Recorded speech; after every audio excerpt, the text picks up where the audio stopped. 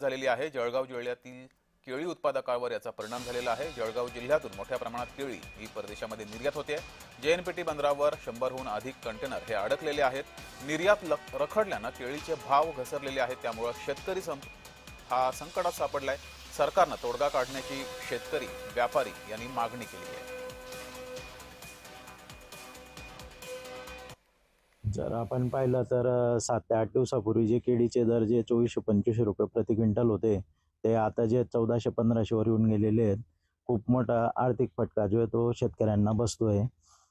रमजान महिना असल्यामुळे जे केळीचे दर चांगले राहतील अशी अपेक्षा होती, परंतु हे जे सडनली 8 दिवसामध्ये जे की भाव खूप कमी होऊन गेलेले आहेत। शेतकरी अडचणीत सापडलेला आहे, केळी उत्पादक शेतकरी।